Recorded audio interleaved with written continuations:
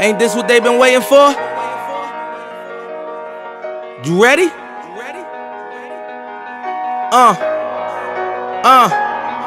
I used to pray for times like this, to rhyme like this, so I had to grind like that, to shine like this. In a matter of time I spent on some locked up shit in the back of the paddy wagon, cuffs locked on wrist.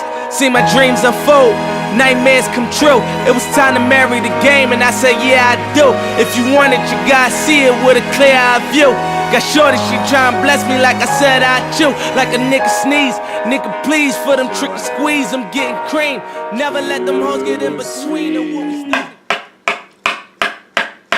Fly, Eagles, fly, on the road to victory. Fight, fight, fight, fight, Eagles, fight. Score a touchdown, 1, 2, 1, 2, 3. Hit 'em low, hit 'em high, and watch our Eagles fly. Fly, Eagles, fly, on the road to victory. You wanna shout it? E-A-G-L-E-S, Eagles. Dwight. I apologize, because I do care. Because not just are you only the best co-host and producer in the game, you were also one of my closest friends, brother. So I do care how your weekend was, but I'm apologizing right now and let you know. I'm only worried about my weekend right now. The Philadelphia Eagles. Tom Brady was down 10 points and won a football game this weekend, and the Philadelphia Eagles I was so nervous watching that I didn't even, it was registering, I was watching it. I even said when he was down 10, I think they're still going to probably win this game, but I was like, next thing you know, I'm like, I would have got like an hour and a half till game time. Next thing you know, Brady's, well, look at that, 45 minutes till game time, Brady's winning. Game ends, all right, we got to turn this on. I need to watch pregame. Obviously, Patriots. But I wasn't concerned about who won the AFC game until somewhere around 5 minutes to go in the fourth quarter, when I was finally out of shock, out of thinking they might still blow this somehow, because the Eagles do that.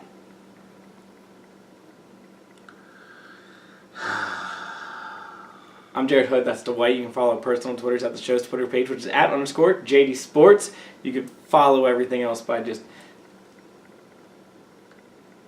searching in YouTube and SoundCloud. Dwight did not want me to do that anymore. Dwight, you're wearing your Cowboys Jason Witten future Hall of Fame jersey. Any special reason? Yeah, no particular reason. I'm wearing an Eagles polo. No particular reason. Like I'm not really wearing this because I knew that green. The particular reason that I'm wearing the Eagles polo is because Super Bowl 52, the Philadelphia Eagles.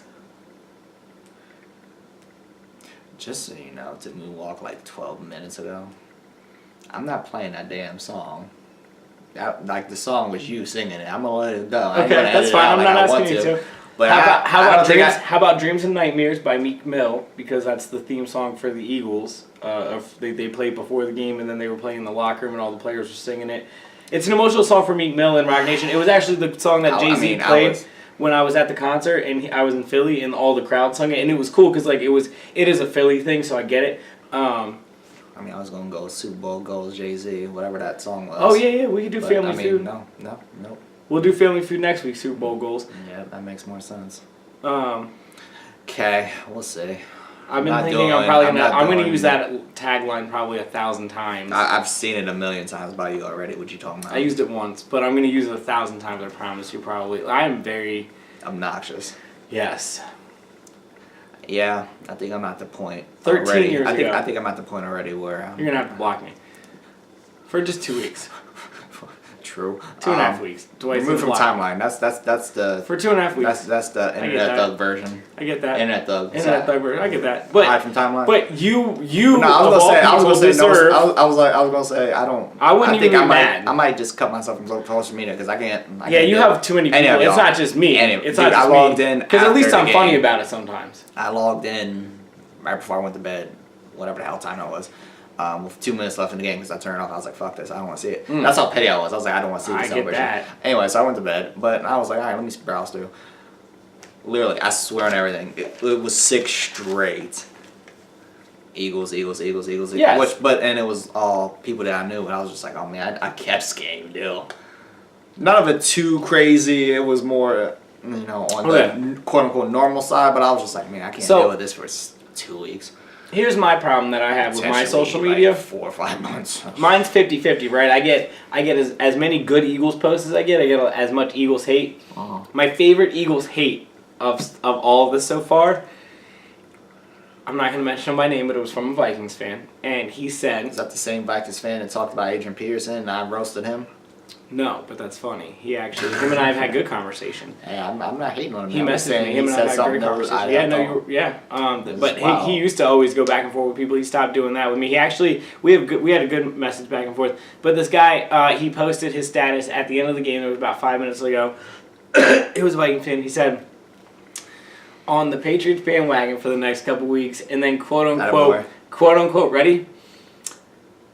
Can't wait to watch the Eagles choke. Now, Dwight, I have a question for you.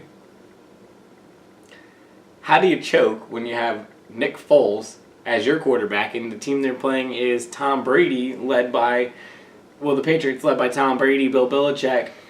It's not necessarily choking. When you get to the big game, honestly, I get you don't like the whole they wear the underdog mask thing, but they were underdogs this entire way. They were not supposed to be here.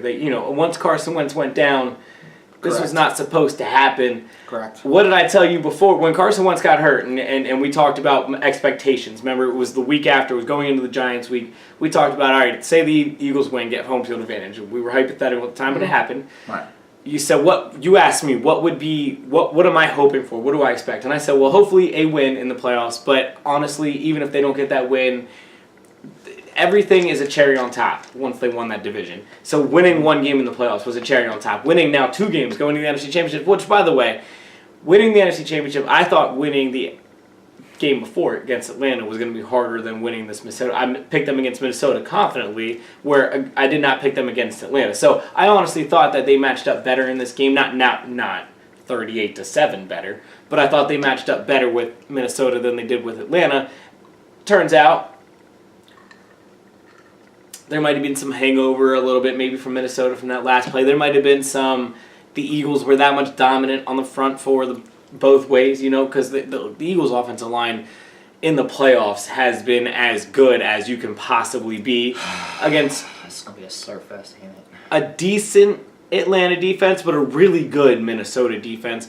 Nick Foles looked good in the second half of Atlanta, but looked really good for the entire game against Minnesota. We're going to get back to this original choke word, or are we just going to keep going through this whole... But my point, what I'm trying to say here is, look, how is it choking when... I can explain why I could potentially be choking. One, whereas, look, I 1,000% understand what you're saying, okay. what you're flowing with.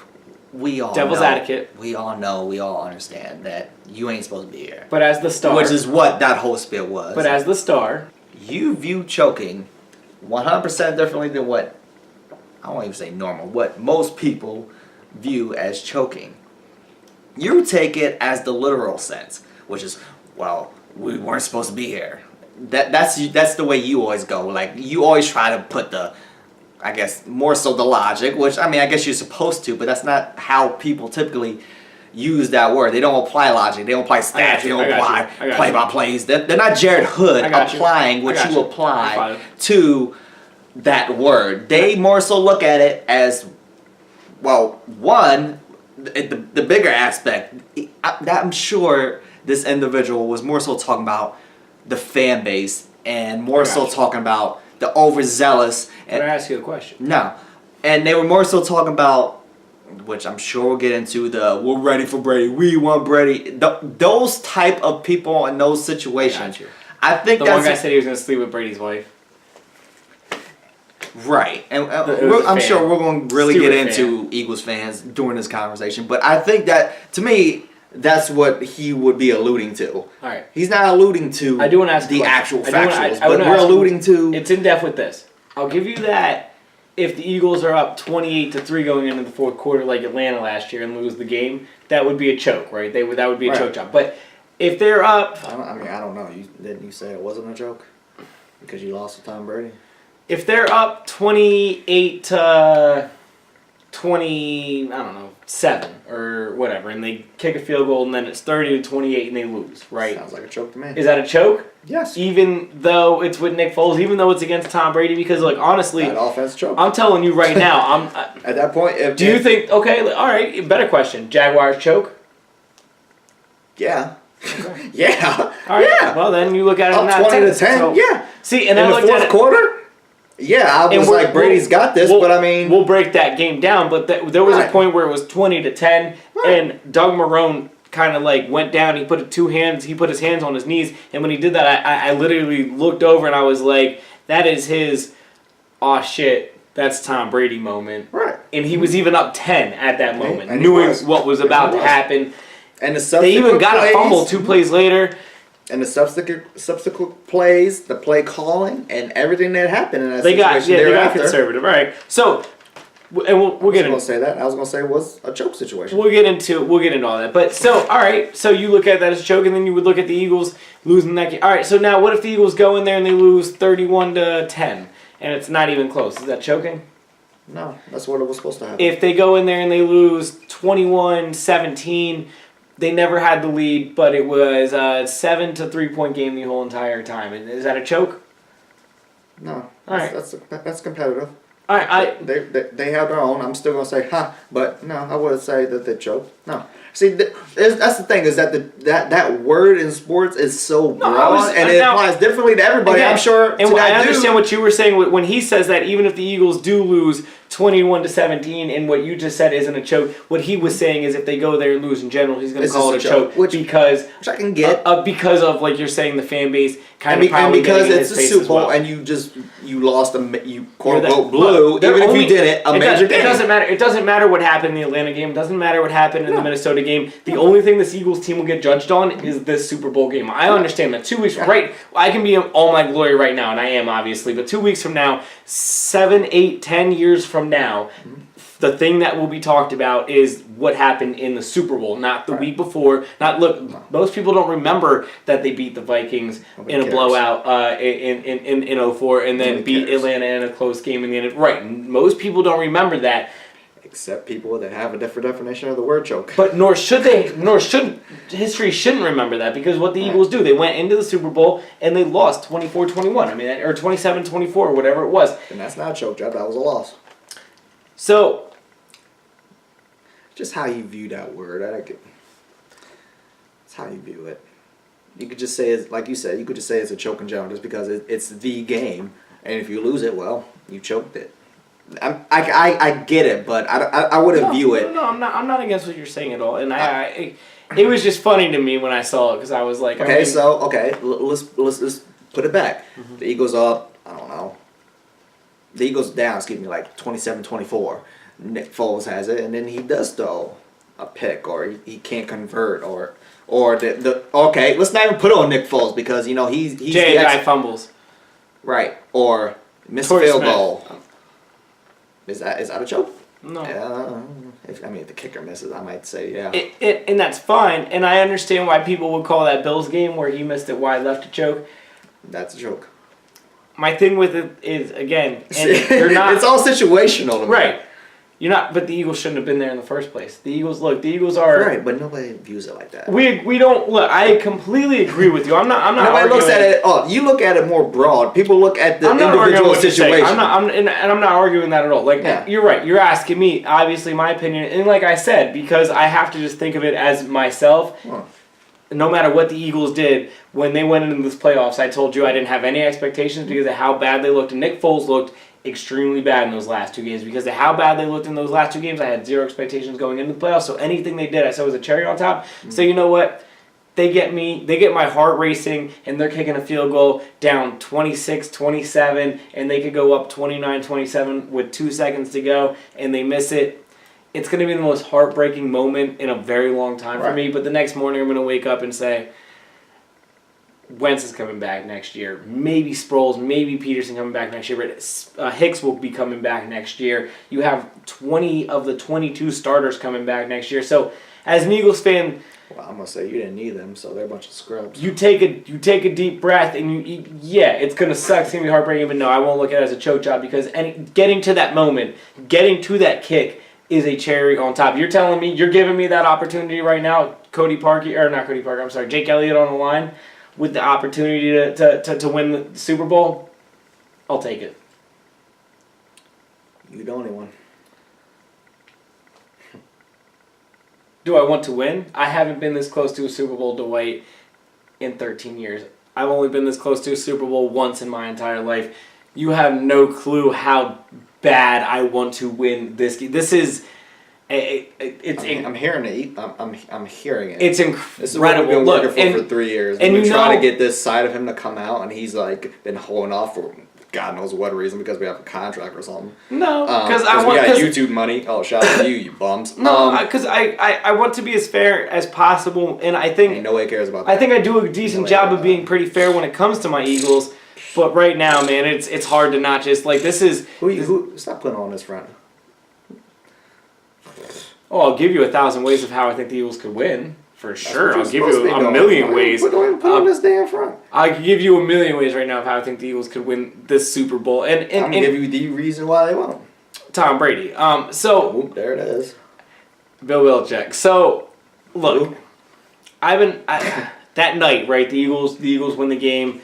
Obviously was just insane for me. Horrible. I woke up the next day, still pretty insane, right? I went to bed Monday, woke up Tuesday, and it was just I need to play. Like they need to kick off now. I can't do this now, Dwight. I'm ready. This game needs to start.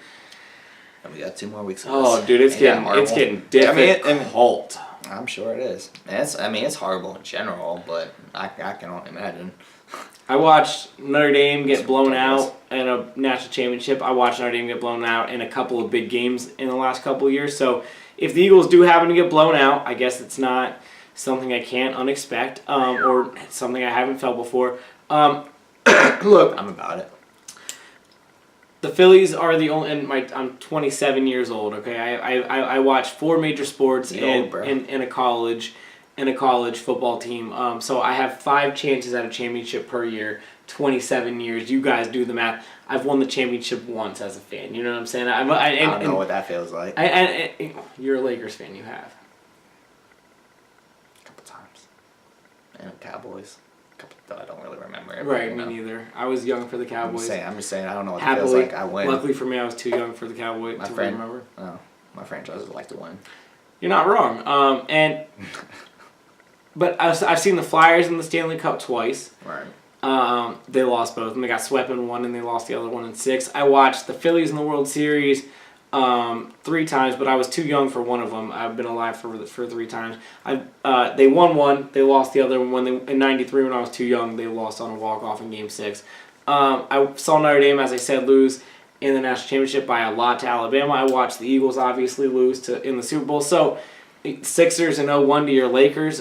So, I mean, we're talking about championships here. I haven't seen many, and I have had horrible luck in most of them. You know, I've seen one championship win. So,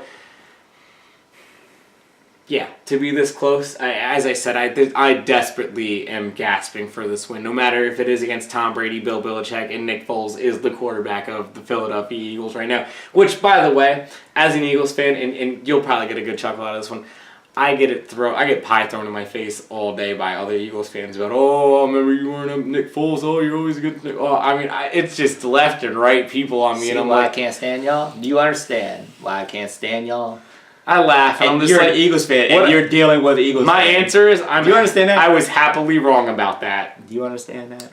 If he wants to put up 252 in one game and 357 in the next, 3 touchdowns and 0 interceptions, 2 touchdowns and 0 interceptions. If he wants to do that and prove me wrong, you know what, Nick Foles? That is the epitome. Go for it. That is the epitome of I ain't why even mad.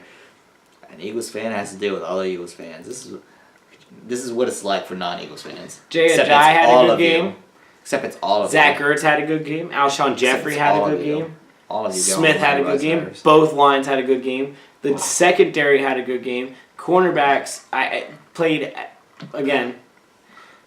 Okay, I have a question for you. Okay. You watched it, yes? You watched pretty deep into this game? I watched the whole thing. Stephon Diggs, about 4 minutes to go. Remember him fighting the secondary? Mm-hmm.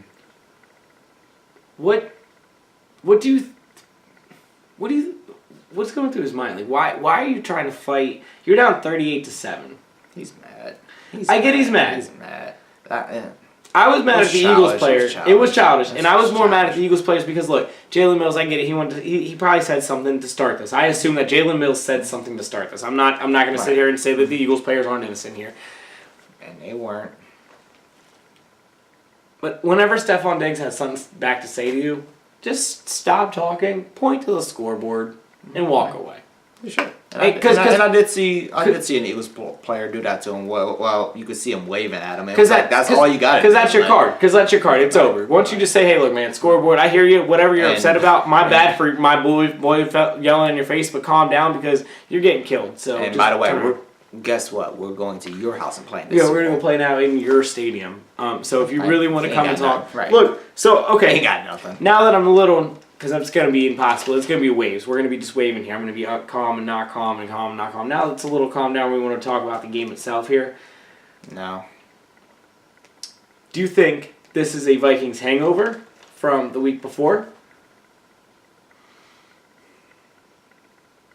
Do you think this is a lot of pressure? Hey, you could be the first ever team to play in your home stadium. You're one game away. You were 60 minutes away. All you got to do is beat this team, the Philadelphia Eagles, with Nick Foles as the quarterback, who scored only 15 points this week before. All you got to do is go in there and win that game, and now you're going to be the first ever team to be the home stadium team. Yeah, I mean, it's all of the above, and it's Case Keenum as our quarterback. And I think if anybody was feeling it, as far as the pressure is concerned, it was definitely him. I mean, because he wasn't even supposed to be the quarterback, and here he is, and he was supposed to win a playoff game, and here he won it, and now it's the expectation where his team is the favorites and the number one seed's house. Yeah. Yeah. I mean, he had a ton of pressure. 4 or 5 points. He had a touchdown in the first drive, and the rest of the team just. He was 5 of 6 for. They weren't there. He was 5 of 6 for like 60-some yards. On the first drive, they had another like 30-some yards rushing on that first drive. They only ended up with 70 yards rushing, so they only had 40 yards the rest of the game rushing. He threw that touchdown. The rest of the game, 2 picks. One was a tipped. His arm got tipped, so it wasn't like it was a bad throw. He just the pressure got to him, like literally not. He fumbled under pressure. And the arm got hit by Jake Long. Ball went in the air. Patrick Robinson caught it. The whole time Patrick Robinson's running down the side of the field, I noticed there was a bunch of open space. My parents just got a really big TV, right? So it looked, and for the living room. So is it bigger than my TV?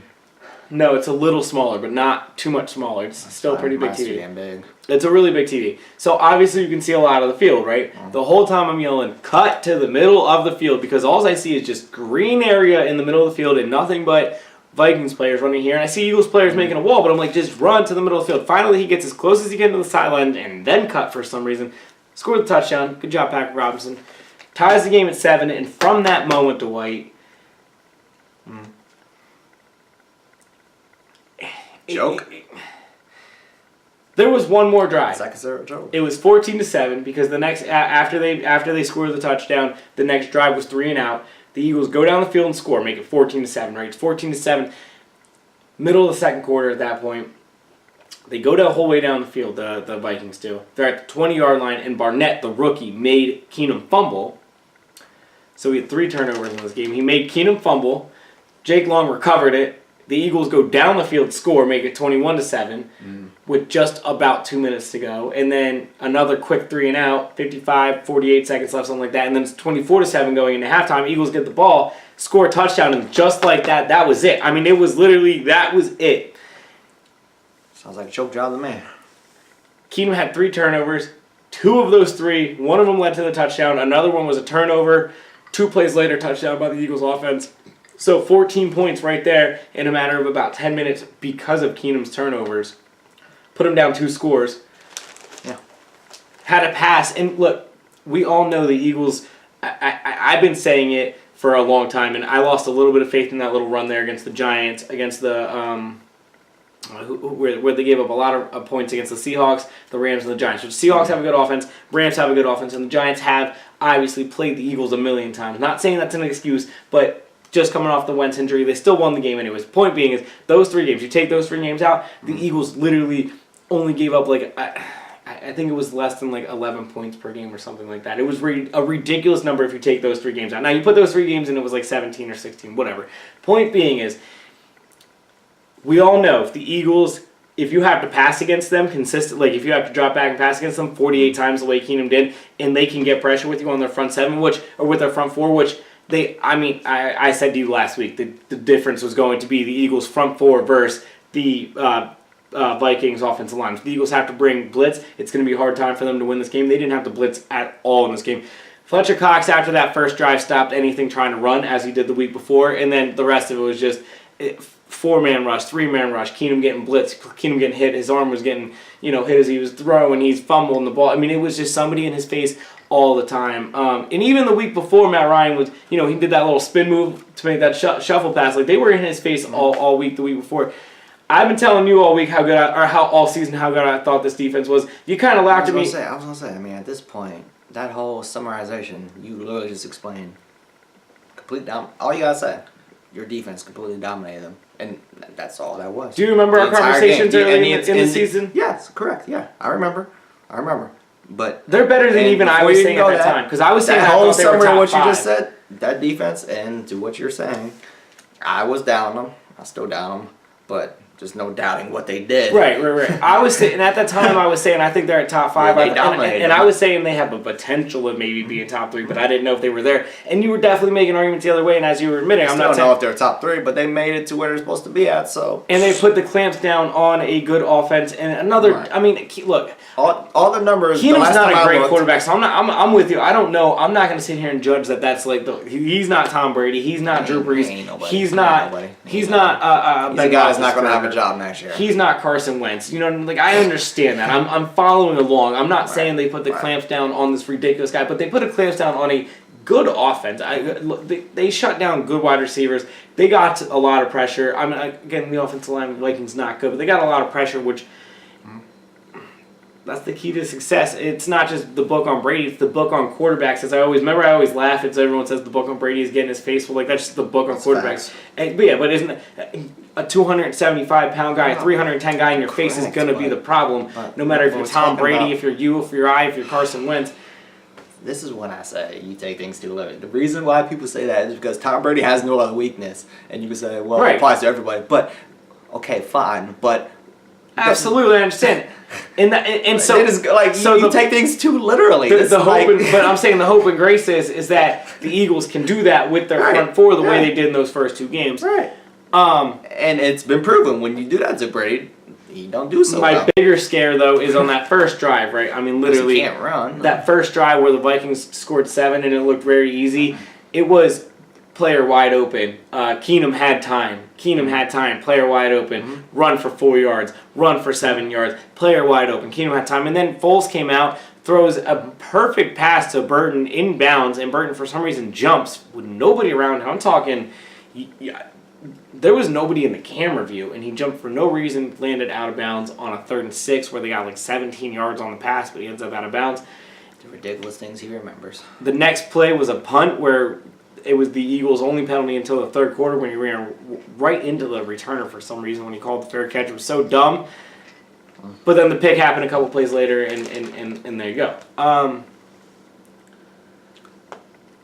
You mentioned Nick Foles, and I feel like this is. I was going to there. But you go. Okay. He did what he was supposed to do, and even better than what I have been giving him credit for. So I can't shit on him. The bottom line is the coaches prepped him well in that game. The play calling, everything just worked perfectly, and they worked within him, and it wasn't in his hands. Like, he did what he was supposed to do, just enough that he didn't blow it for y'all. I still say, and you will probably agree, it was more so your defense that held it together and got you that W. But Nick Foles didn't make, unnecessary mistakes to get you out of the game on top of that. So the whole preparation of Nick Foles for this whole week or whatever it's been. Yeah, this week. Was obviously well put together. So credit to them as much as I don't want to give credit right now, especially right now. They were as aggressive. But it worked, and Nick Foles looked like a half-decent quarterback for a week. So good for him. The first pass that was dropped, it was dropped by Torrey Smith. It hit him right in the shoulder. It was on the money. It was a 45-yard pass down the field. He hit 3 passes down the field, 45 yards or more. He had he had a better game than we can even you or I could have ever said that thought that Nick Foles would have had. I'm saying even passing wise, like he was hitting targets. Now, was it because remember what did I used to say about Nick Foles? Was it Chip Kelly's offense where players were wide open? In this situation, players weren't wide open deep. But when you're talking slant routes, when you were talking Zach Ertz 6-7 yards downfield, I mean it was Zach Ertz caught it 7 yards downfield. They needed 8 yards. He bounced off of a player. Ran and got the 8 yards. On the 3rd and 13, when they were up 14-7 to make it 21-7, it was 3rd and 13. They were on their own side of the 50. They did a little swing pass to Clement. Clement bounced off a guy and he almost tripped and fell forward. Got the 14 yards. That's not Nick Foles. That was 2 plays. I'm just saying right there that got him first downs because of the other players making the plays. So on top of him putting the ball in tight windows, making perfect passes deep, not throwing the interception, being the best game manager you can possibly be. That's what he was. On top of making, he managed the game. He managed the game in the first game. He won the game in the second game, but he was part of the win. He wasn't the only reason they won. It wasn't a Carson Wentz. Look, he got out of a play where his jersey was getting pulled. That was a Nick Foles made play, but that wasn't the story of the game. And we can keep going play by play by play by play. They had 110, 15 yards on the ground. They only ran it like 17 times. They had like 7 yards per rush. That was a big part of this as well. A lot of play action, like you said, the play calling. They were aggressive. This is why they what were I'm about to say, you're going to be like, aggressive. yeah, you know what he had? You know what Nick Foles had? He had a Dak Prescott game. Yeah, he had a Dak Prescott W. Yeah, for sure. He didn't do anything. But he did his job exceptionally well. Right. He didn't do anything extraordinary. He didn't do anything crappy. It was good or good enough. He had more help around him that helped just make it look even better than what it was. Yeah. He made better throws than he usually does. In that look, last year Dak was making extremely impressive throws at times. This year not so much. But the same exact kind of thing where highs are highs, lows are lows with both those players. And he had the help that carried it to make it look better talent than what around it was. them. Exactly. I will give you that. And Dak Prescott might even be a step up because of his athletic ability to run around out of the pocket a little bit. So you're going to give now Nick Foles might have maybe a better arm, whatever. If you're going to start breaking things up. Point being is and we're not. Point being is you're right. Okay. Yeah, Dak Prescott, which isn't a bad thing. You get the W. That's all that matters. And his numbers look so good. His numbers look so good. It looks like he had a better day than Tom Brady did. You know what I mean? And 357 yards, 3 touchdowns. He only had 6 incompletions. He had a ridiculously big game. But again, the reason he only had 6 incompletions, Dak Prescott like day. Players are open all day. In what they were doing. Showing up. I have a good running system. It just, unfortunately for me, but for y'all, it's good. I talked about everybody else just showed up. I talked about Doug Peterson, and I've watched a lot of obviously interviews, and I've listened to so many reporters, and I just been me on this whole just digging into everything I possibly can since they've won it. I heard a great story about him though from South San Antonio. Sadly, Doug Peterson, 2 weeks before his first ever head coaching job with the Eagles, his first ever game. 2 weeks. It was the last week of preseason. His father passed away in his last year, and Sal Paolantonio asked him before the first game. He said, "What would your father tell you to do today if he gave you any advice?" And Doug Peterson said, "He would tell me to be aggressive and stay aggressive and don't change who you are." And then Sal Paolantonio said he asked him again before the NFC Championship, "What would your dad tell you to do today before the game if he gave you any advice for this big game?" And he said, it doesn't matter if it's a big game or not. Be who you are. Be aggressive. You're always aggressive. Stay aggressive. Be ridiculously aggressive. He was ridiculously aggressive in that game. That's what won them that game. They put their foot down on the pedal. 14-7 made it 21-7. 21-7 made it 24-7. 24-7 made it 31-7. It was just boom, boom, boom, boom, boom. I mean, they were hitting them right across the jaw, and the Vikings were knocked out before the middle of the third quarter. And even going into the fourth quarter was like, all right, they need 5-10 minutes, run off this clock. They need to get the ball back. They need to put some points up, finish it off. They 38-7. I was still like, all right. You still can't even sustain that. Because as an Eagles fan, I've seen ridiculous things happen of them not winning football games in big situations. Who the quarterback actually is. Yeah, and that's the thing. You're kind of. I was confident in the defense. I was confident in the Eagles' defense to make sure that they weren't going to be able to give up that many points in that time frame. But you're still waiting on that Nick Foles error. What did we see at the end of the game with Case Keenum versus the Saints last week, up 21-0? They were down 24-21. When they scored the touchdown to win the game. So we've seen teams in that situation, maybe not that deficit of that big, but just the game before, Blake Bortles and the Patriots game, we talked about how I said how they got conservative, and when I was just talking about Doug Peterson being aggressive, and maybe that's your difference right there. But point being is, just saw it happen. Super Bowl 28-3 going into the third quarter. I'm not saying that these deficits were as close as this, or this one was further than those, but still, point being is, you don't want to be that team. No. You don't want to be the Golden State Warriors where everyone's making fun of you down, 3-1 for the next year, right? So, yeah, and they sure enough did. Win the game. They did. I could talk probably for a year about this game, about post-game things. I mean, Brandon Graham, I could go player by player if you wanted me to about how special and how ridiculous this was, but I know Dwight does not want to do that. I'm sure you want to move on from the Eagles topic. Just about, but I don't think that we can just carry on without mentioning just the fan base, and we mentioned it a little bit earlier. You got anything to say about your fan base? Anything in particular? Did you feel like the celebration thereafter went particularly well? Like there was no issues or instances or. Well, there was only 3 arrests throughout the city. Oh, okay. So that was good. Is that, I don't know. I mean, I'm not trying to sound like a dick, but okay. Is that in Center City. I guess if you have. Okay, actually. I guess if you got several hundred or thousands people, okay, I'll give you that. What was it? I think it was after the second Lakers championship. Do you remember when they were... No, I'm not trying to bring up LA. I'm asking you. Do you remember when they were burning cars in LA, right? The riots? What are we talking about? Yeah, but it was after the Lakers won the championship. I'm talking about the riots in LA in the early 90s. No. Not the Watts riots. That's like in the 70s. I'm talking about after when... It was also in the 90s, bro. Where is this? We established Dwight's the old person in this group. Jesus. Okay. No, I didn't. But it's just funny that you brought up LA because every time I mention something about. Well, no, I was gonna.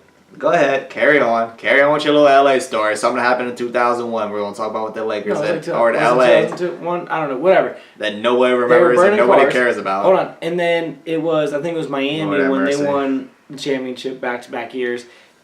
They were burning cars. So. I was afraid, I was afraid that Philadelphia was going to start basically burning down their city, right? I was kind of like, could get a little out of hand because work out for Dwight. They were definitely, I knew they were going to be partying on the street. Well, I'm proud of Philadelphia. They didn't burn any cars. They didn't do anything ridiculous. Everyone was on the streets yelling EAGLES Eagles. That was in Center City. So they yelled some things from what I heard. Now at the stadium...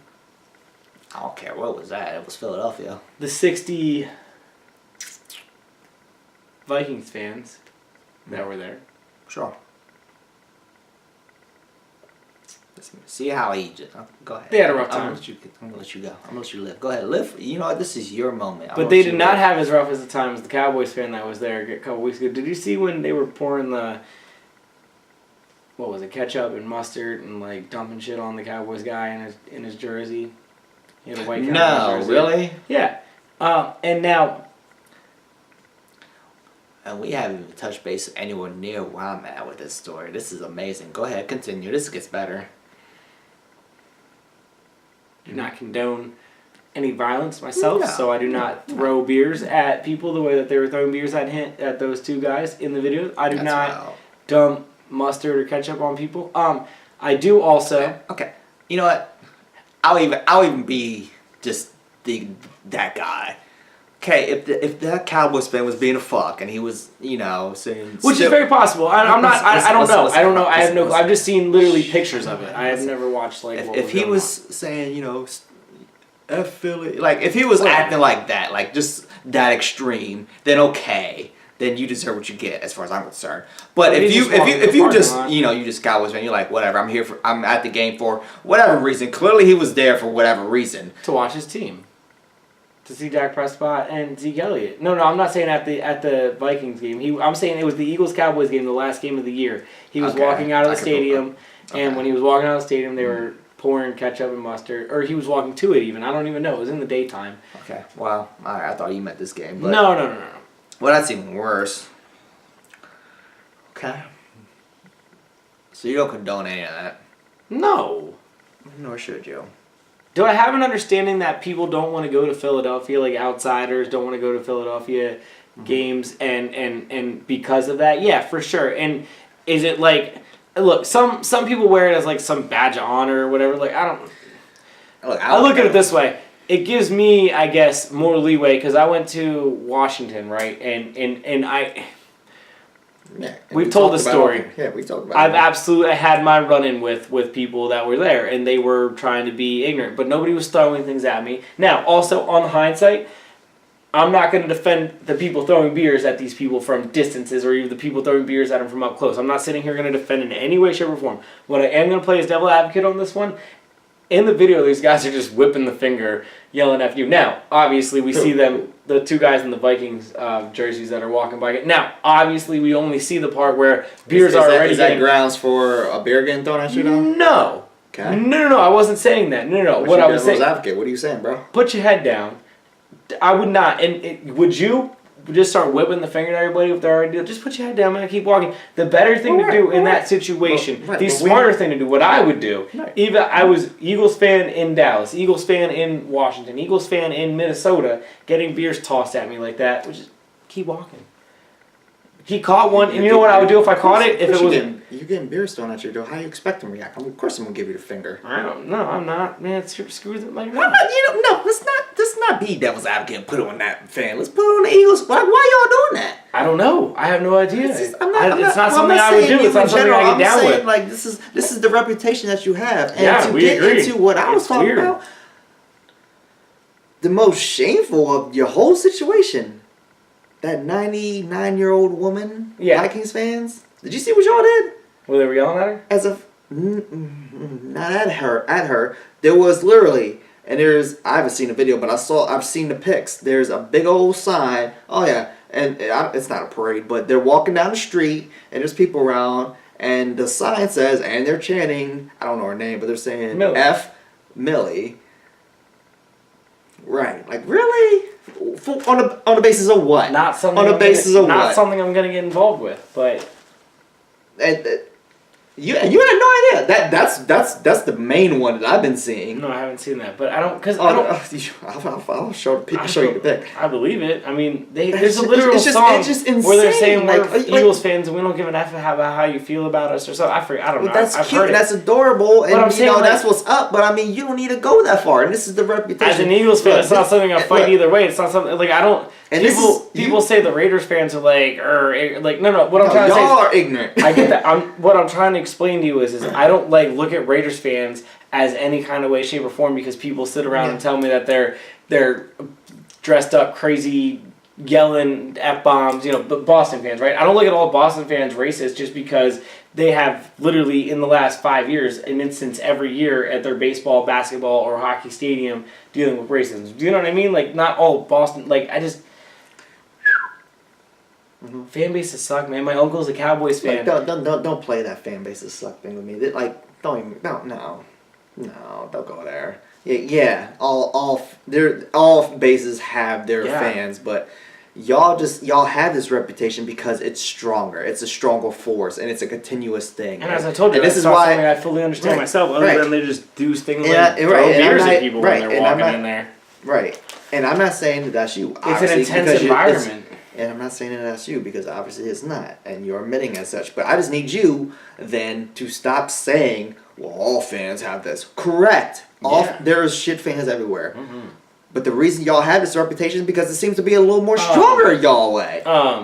Especially when you're parading around with the sign that says F. And there was another one I'm drawing a blank right now. But when you do stuff like that, when you're throwing snowballs, I'm saying that I'm petty and bringing that up. Yeah. Like you kind of deserve that reputation. I'm not saying all of you, but I'm saying as a general vague description of y'all. I could have been older than 9 years old. At the vet. Lower level, Eagles playing the Redskins. An older Redskins fan. He had a wooden leg and another leg, and he was standing there at the vet. You probably were never at the vet, but it was basically this big circle. I don't belong there. I know better. And there's a reason for that. Look down. It was like this little railing where you could set drinks and stuff on and stand and look down right where the field is. Okay, and under the concourse.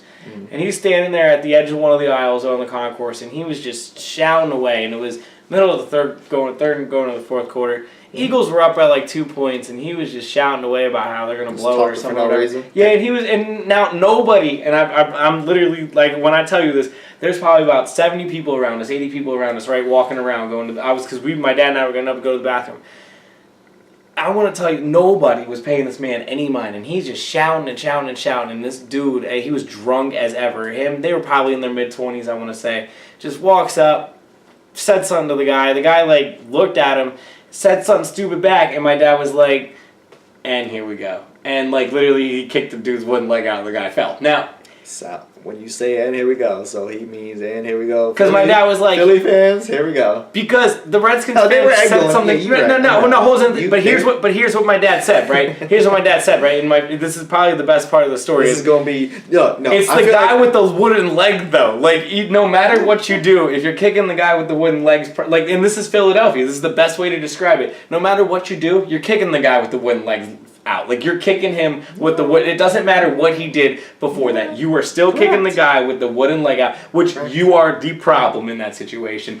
And that is basically the best way to describe this, where it's I'm not saying those guys were egging Philadelphia fans on throwing beers at them the other day, but there is...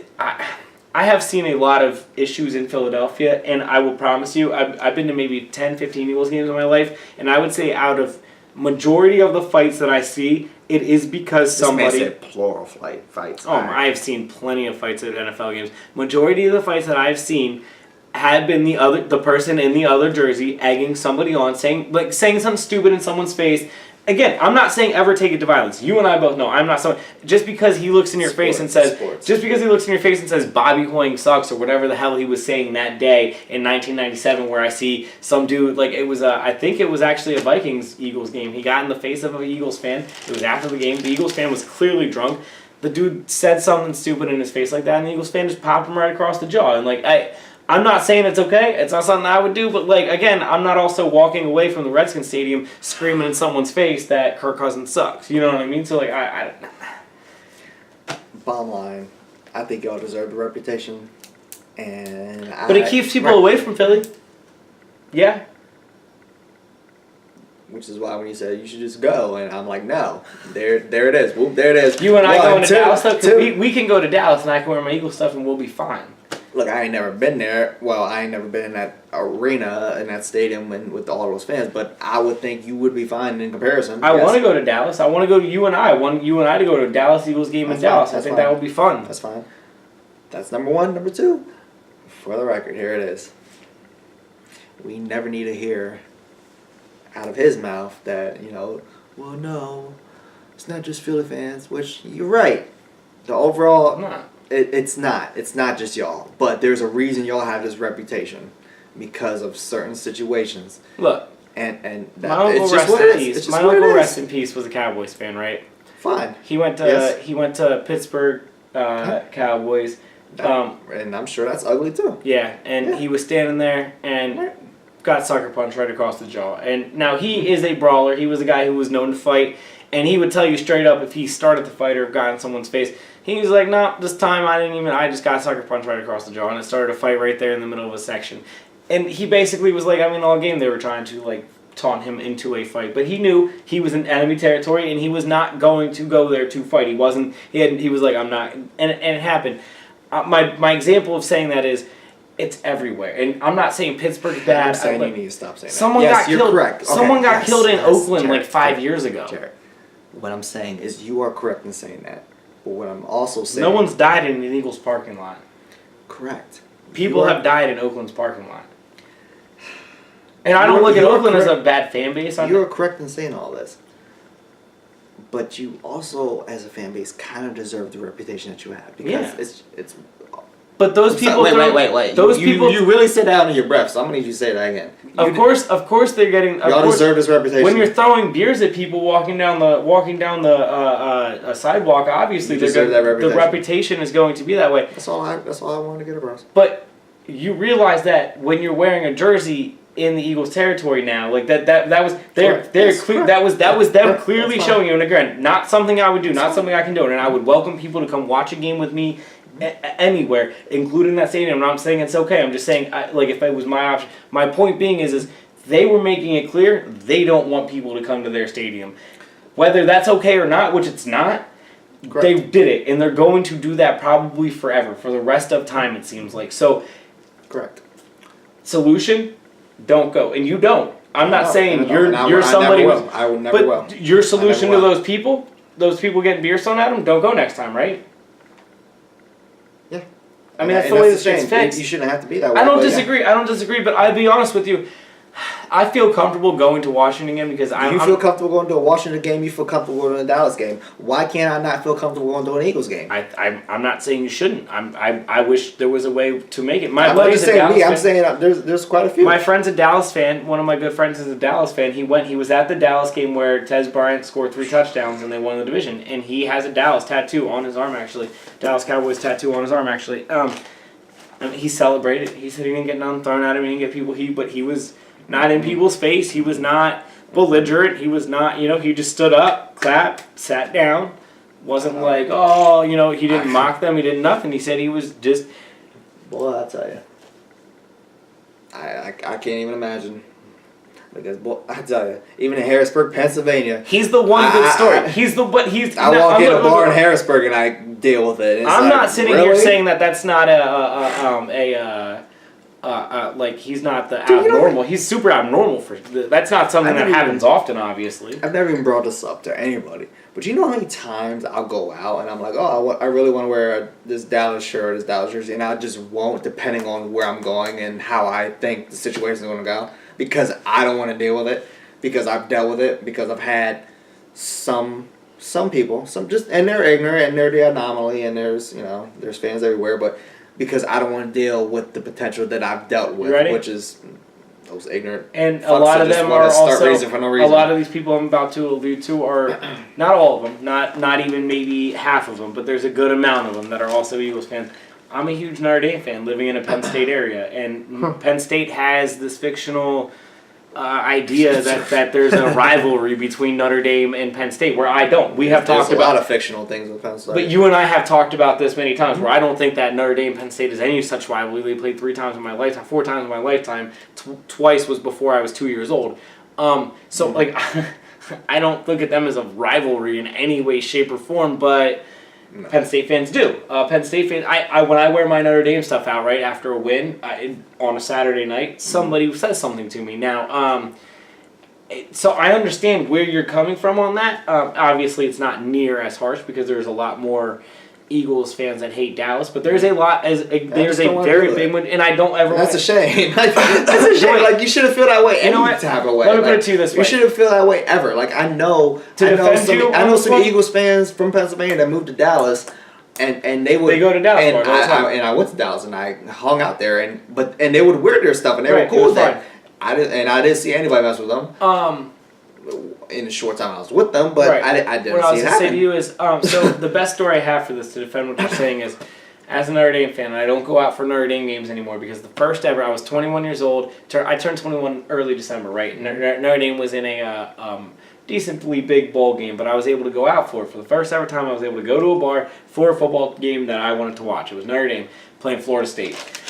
Notre Dame was winning the entire game. They were up like 24-21. There was these people that came behind us. Now, there was probably 10 of us that were Notre Dame fans. There's these people standing behind us in a little small bar, and the whole time they're going, oh, the Florida State thing, right?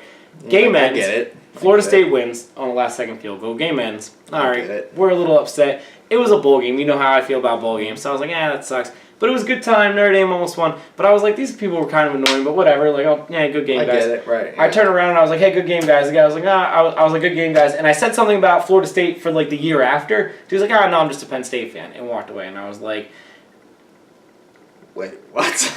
right. But we had 6 dudes behind us who were just like Penn State, who just were there to try to ruin our good time because they hate Notre Dame. And I was like, bro, we don't care about you. We hate Michigan the way that Penn State hates Michigan. We hate Michigan State the way Penn State hates Michigan State. We hate Purdue, Northwestern, rivals of us, Indiana, like teams that we play often, they play often. We don't like the same teams. We don't ever play Penn State, and yet these Penn State fans that were behind us thoroughly hated Notre Dame. So my bigger point on that was, I understand what you're saying on the Eagles-Cowboy thing. You don't want to wear your Cowboy stuff out in the area. I don't like wearing my Notre Dame stuff out in the area for the same exact concept where people are just jerks. I mean, people, and they are. And it's not a defense of the Eagles fans throwing stuff at them. But I can feel for those Vikings fans. Not maybe I was getting beers thrown at me in any way, shape, or form, or nothing of violent nature. But I understand it, and it's not something that I'm peace, man, peace, love, and happiness. Like I'm a hippie. Like I don't get it. I don't get it either.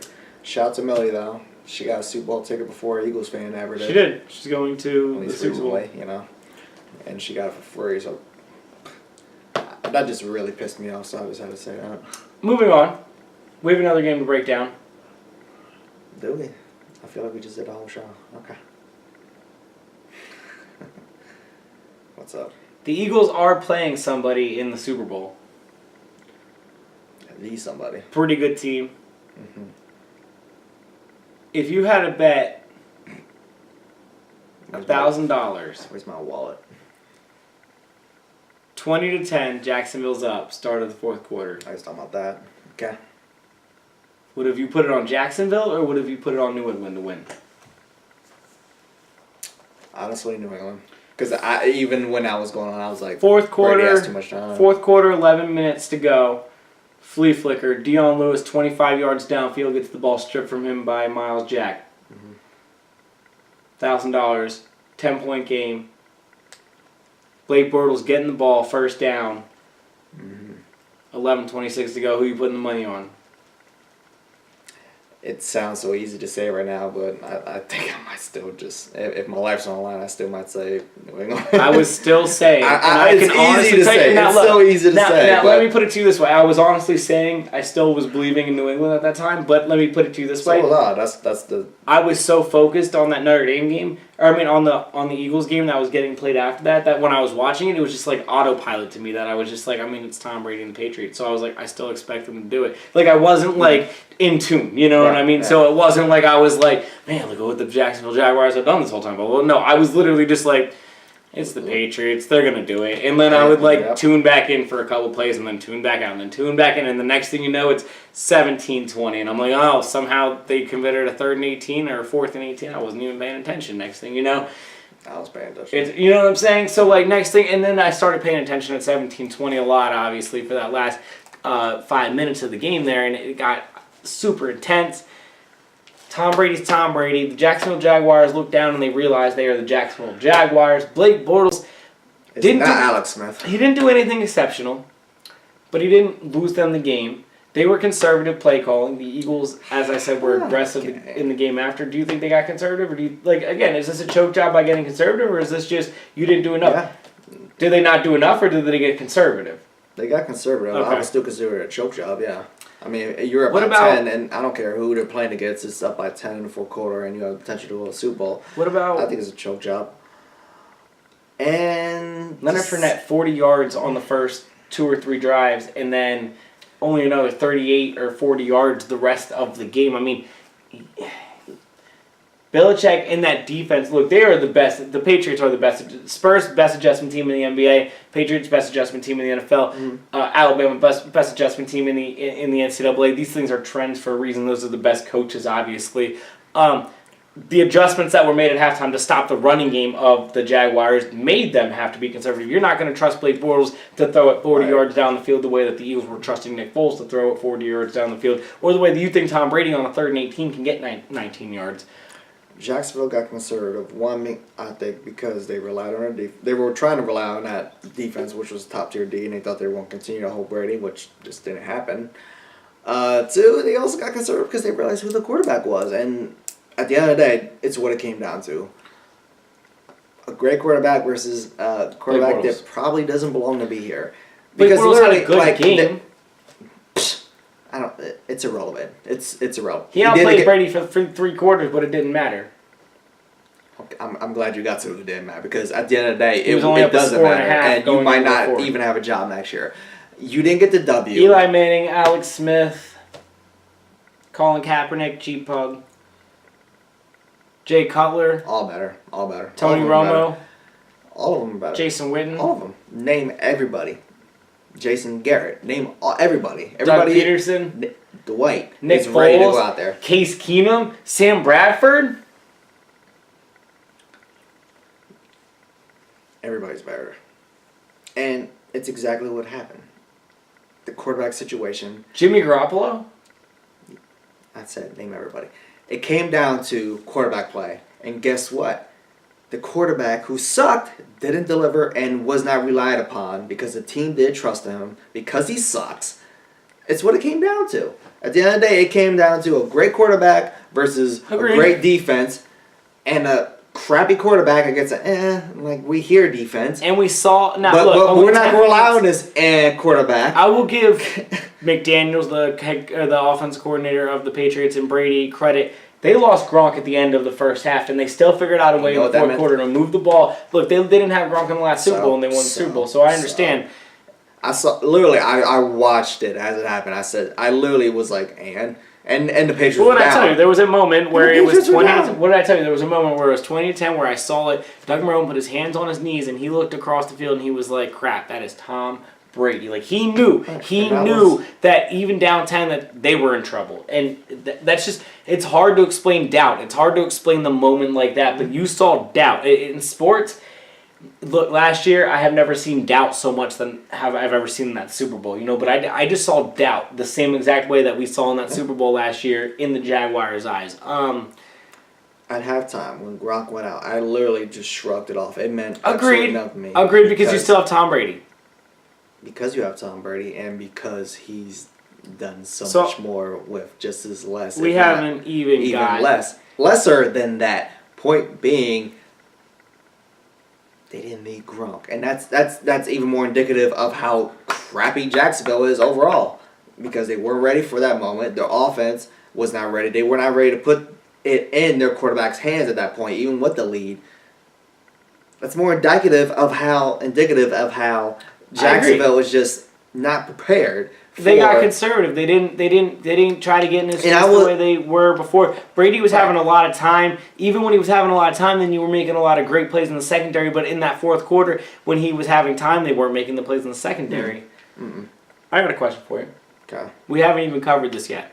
Okay. It's been the talk of the Patriots haters. It's been the talk of the game. It's all I've heard. Okay. 8 penalties in the game, 7 of them on the Jaguars, 1 on the Patriots.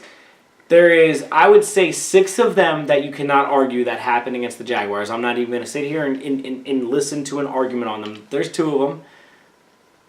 Sure. And a third play that I will throw in there. But we're going to skip one, and I'll go into 2 egregious plays. One was not a penalty, and one was. I'll talk about the flag first. Brandon Cooks running down the sidelines. It was 20-10. He's about at the 5-yard line. Ball's underthrown by about 9 yards, I would say. He stopped to try to look for the ball. Jalen Ramsey, I think it was running with him, puts his hands out, ran into him as he turned around to look. He turned his head to look for the ball. Realized as the ball's hitting the ground, like, oh man, I'm running into the Cooks. Cooks had his hands on him the whole way down the field. Mm-hmm. He did run Cooks to the sidelines and out of bounds. The rule is you have to give him room inbounds. He did not. I do think it's something that gets called 7 out of 10 times, maybe. Okay. Do you think when you were watching the game live, did you think that was a penalty? Were you questioning what the issue was, or did you say, yeah, that you can't do that? I mean, you can't do that, but I mean, bottom line is, are you getting to? Do you think that the Patriots got less calls than the Jaguars? Do you think they got jobbed? Yeah. Do you think the Jaguars got jobbed? Because I don't. Okay, agreed. Ultimately, no, I do not. Because I did see that conversation, and I was just like, knock it off. So that play, in and of itself, do you think should have been called? No, sure. Because that's one of the plays I would let people talk about. Now, I think the flag. It off the top of my head. I think the flag should have been thrown, but my point is that I don't remember it because it's out of to the me, six it's flags, out of the irrelevant. 6 or 7 flags that were thrown on the Jaguars, only 2 of them I think are disputable, and that was one of them. And even that one, I think you should throw a flag on. Now, here's a question I have for you when it came to the refs against the Jaguars. It's not a penalty. Do you remember the catch? No. Do you remember the Miles Jack when he pulled the ball out of Deion Lewis's arms? It's to answer your question. Okay, yeah. On the flea flicker. Yes, to answer your question, yes. And the funny thing is, I said when I said it was the catch situation because there was a situation where I was questioning it, which is my point is that this whole thing is irrelevant because there's certain things that stood out to me referee wise and other things that should have they blown the whistle because Miles Jack took the ball and he would have scored a touchdown. Should have they blown the whistle?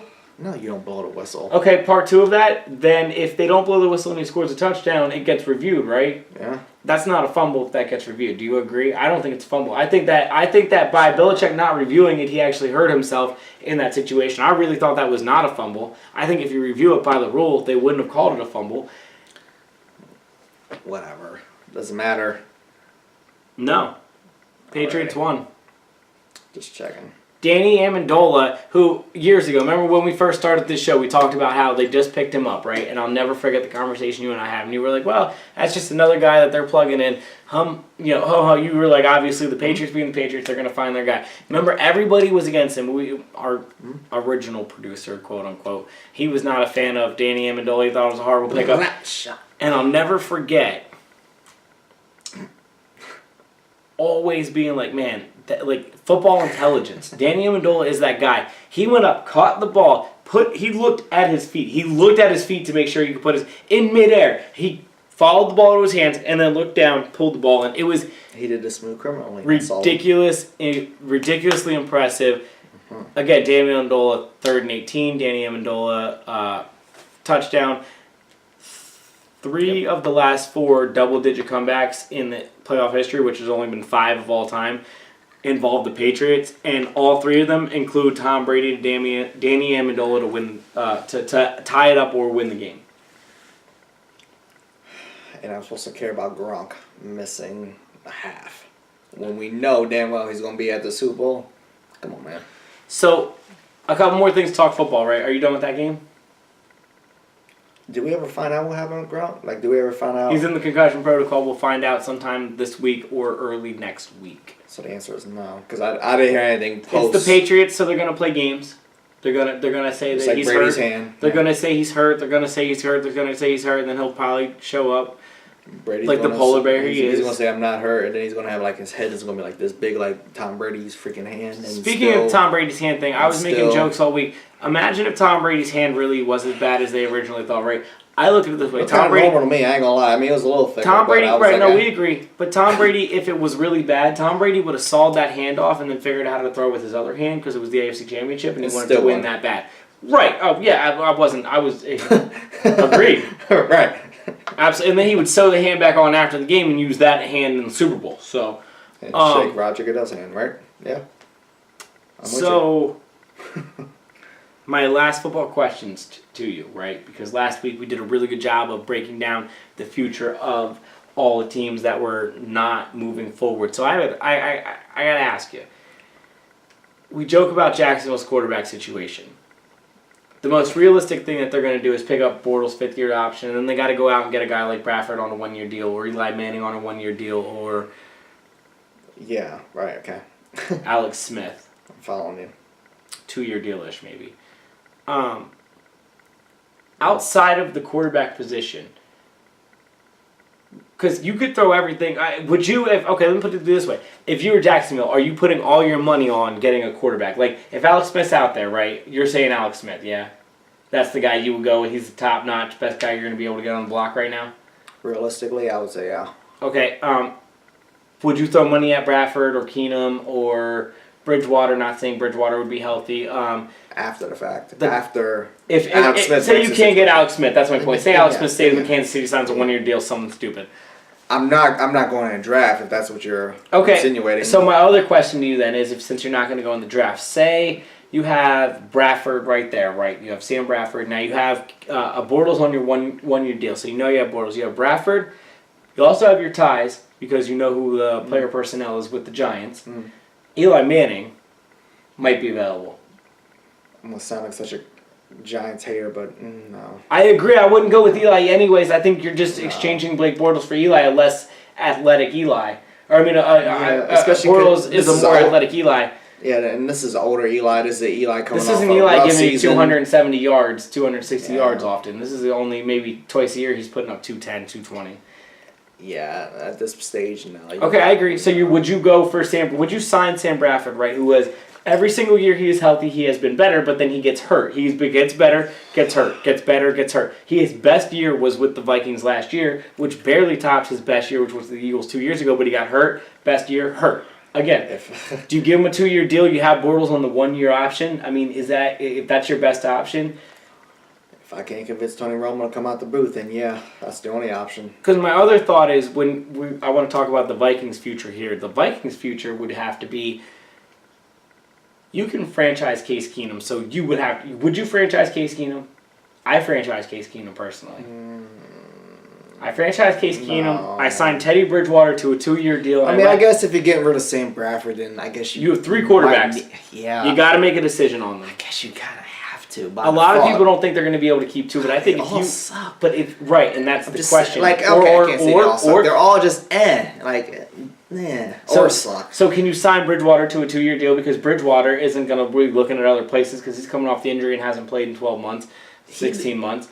Minnesota deserves to give him the opportunity. Let's just throw that out. But you want a security blanket, right? And if you get red of Sam Bradford, I guess you gotta go. Keenum on, but do you franchise Keenum then? Can you franchise? Because that's your way of keeping him in. So that's yeah, a lot of money for Case Keenum. Good for him. Shout out to him. He just that playoff win. I guess he just got his money. Shout out to him. One last we've been question. We've been talking about get your money. One last question for you then. Even All though we right, haven't broken down the that's actual fine. future of any of them, because if you really want to break down the future of the Jags, I do have one more point for Jacksonville. look at their look at their division. You got the Texans. You have the Colts. You got to see what happens there. Who's the other one in their division? Don't know. Why am I going? Oh, Tennessee. Um, And they play a first place first place schedule next year. What were you gonna say? Because I don't want to say something about Minnesota as well. Jacksonville, honestly, and this is kind of extreme, especially as me being a Jacksonville hater that I am. They're kind of in that Denver situation, except they actually have. No, the Denver situation, where we have everything but a quarterback, except even Jacksonville has a better running back. Okay, I'll give you that. To me, Seattle. they're in that. Seattle had that run for a couple Super Bowls. They only got one. This would be your chance at a run for a couple Super Bowls. Right, a la Denver. A la you have everything. You just don't have a quarterback that you can really rely upon. But if you can get that, you could potentially be going towards the future. And Do they draft somebody, or do they go after an Alex Smith, or Denver? Do they go after a Case Keenum, or do you go after Sam Bradford? At this point, they're so much older, and they're beyond. They gotta break. They gotta break the band up. Okay. Yeah, I mean, my question to you, Minnesota, then. Okay. The future of Minnesota is, I'm not saying it's bad, right? Because we just talked about the Jaguars and their division, but Minnesota, yeah, Chicago. I think Chicago can maybe start making a couple runs here. I don't know how good. Been saying that for like 5 years. No, we'll see what they do with Trubisky. I don't think they're going to be able to make a run to pass this Vikings current team, right? Detroit, we know Detroit. Who knows what's going to happen with them? They're Detroit. But the problem is you got one bad man in Aaron Rodgers. Minnesota's future, was this your window? I mean, good defense, but just exposed deep down the field. Aaron Rodgers can do what Nick Foles just did.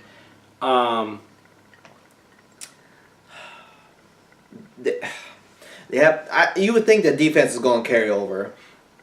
So you just got to figure it out with the quarterback situation then. Yeah, I mean, you're going to have Stephon Diggs coming back. You're going to have Murray, the running back. You're gonna have right, and which I'm still kind of on, but I get it. You still have Zach Randolph. Yeah. You still have the tight end. Kyle Rudolph. Right. You still have that foundation and still young enough. Like I said with Denver, my thing with them is that I feel like they're just older and it's just done. But with Jacksonville, with Minnesota, I feel like they're younger and they still have all those pieces that can continue to grow.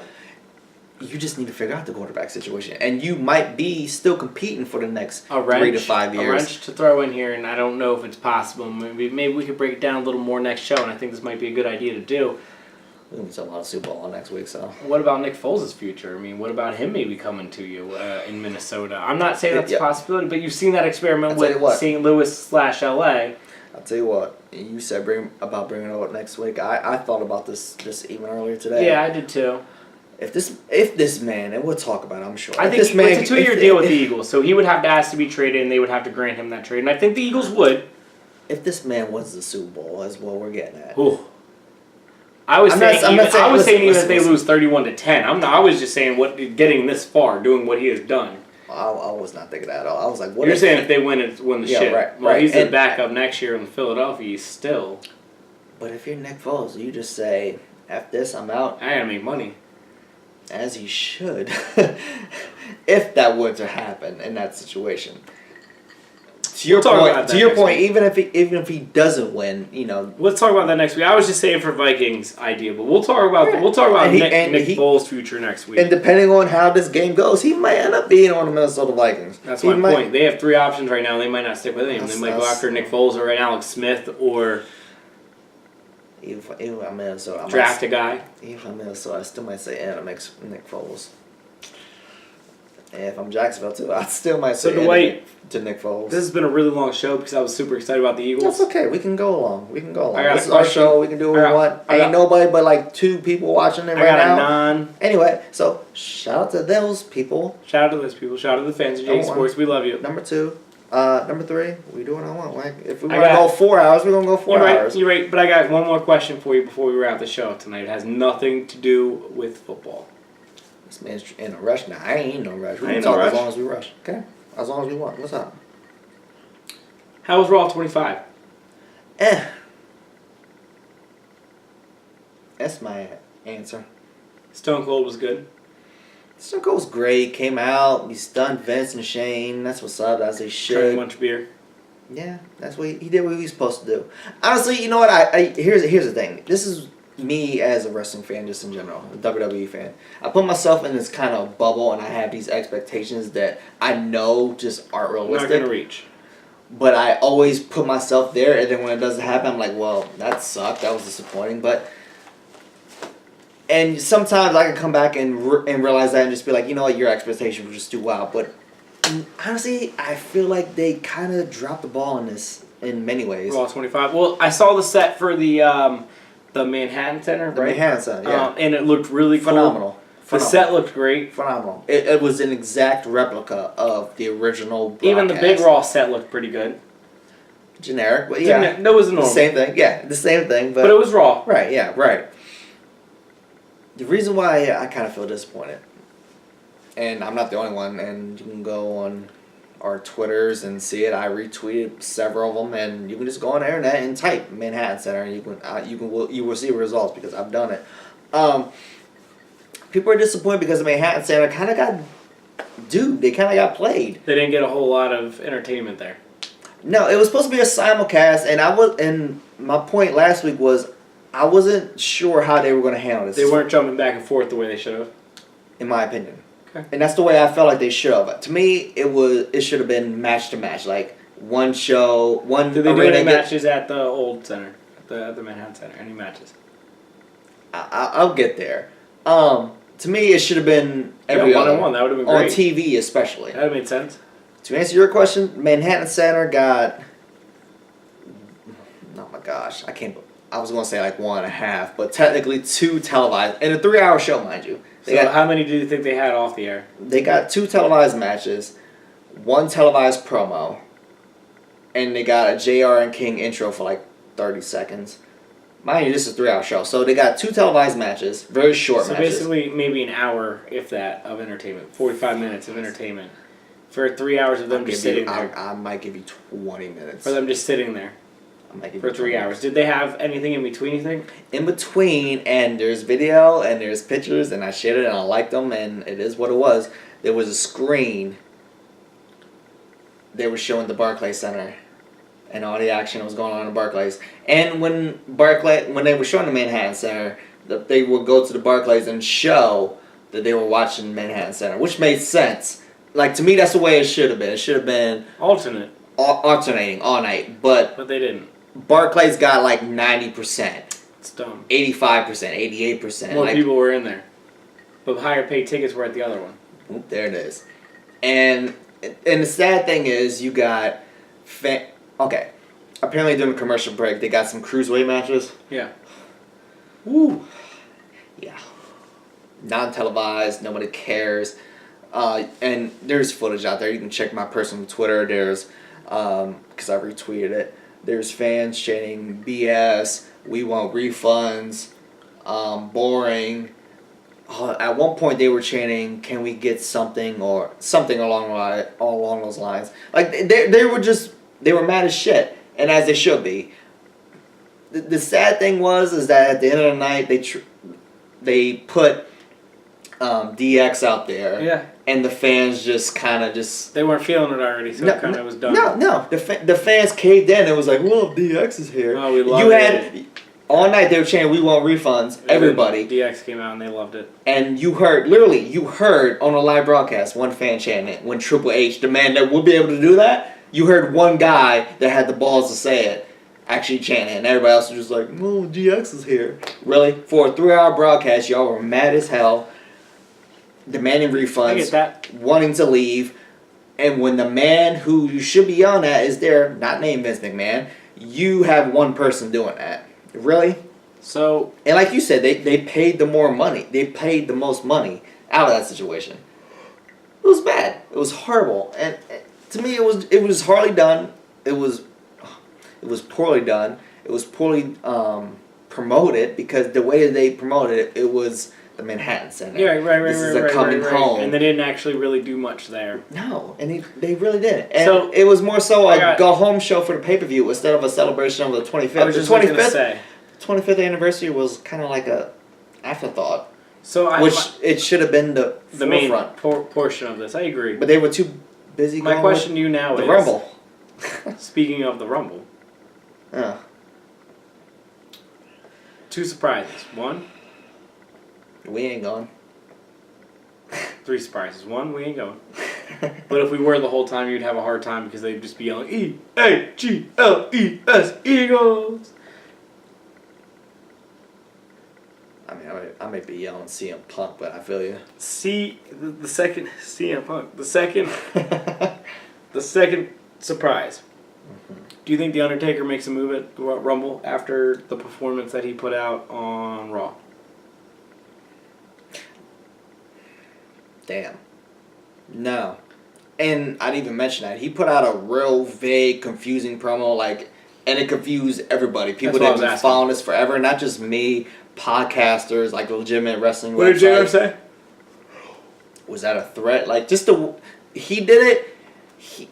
He hinted that he was retiring while also hinting that he might be coming back. So it was like, what?